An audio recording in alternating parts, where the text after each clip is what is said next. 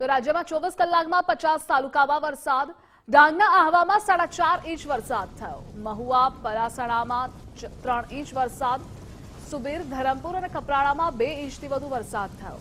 ઉમરપાડા અને ખેરગામમાં 2-2 ઇંચ વરસાદ. 10 તાલુકામાં 1 ઇંચ સુધીનો વરસાદ થયો છે.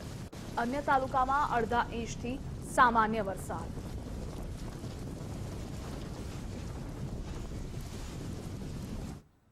તો ડાંગ જિલ્લામાં ધોધમાર વરસાદ પડ્યો. ડાંગના આહવામાં 4.5 ઇંચ વરસાદ પડ્યો. માછડી, ખાતર, બાજ અને આંબાપાડામાં વરસાદ.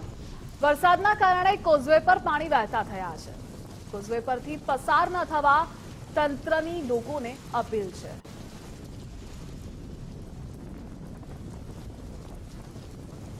કોઝવે પર પાણી વહેતા થયા છે. સુરક્ષાના ભાગરૂપે લોકોને ત્યાં ન જવા અપીલ કરવામાં આવી છે. ધોધમાર વરસાદ ડાંગમાં વરસી રહ્યો છે. 4.5 ઇંચ વરસાદ ડાંગના આહવામાં પડ્યો છે. તો આસપાસના ગ્રામ્ય વિસ્તારોમાં પણ સ્થિતિ વણસી છે. જળસ્તર નદીનું સતત વધી રહ્યું છે. કોઝવે પર પણ પાણી વહેતા થયા છે. કોઝવે પરથી પસાર ન થવા તંત્ર દ્વારા લોકોને અપીલ કરવામાં આવી રહી છે. ડાંગ જિલ્લામાં ભારે વરસાદને પગલે ઠેર ઠેર પાણી ભરાયા.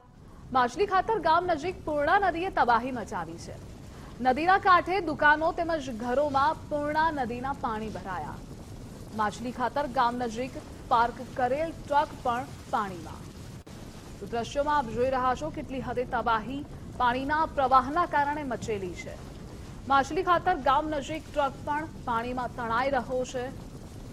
તો પૂર્ણા નદીનું જળસ્તર ભયજનક સપાટીએ વહી રહ્યું છે.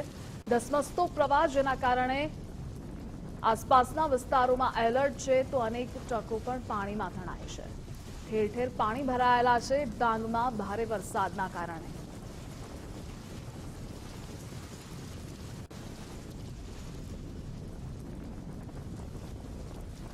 માછલી ખાતર ગામ નજીકના દ્રશ્યો જુઓ.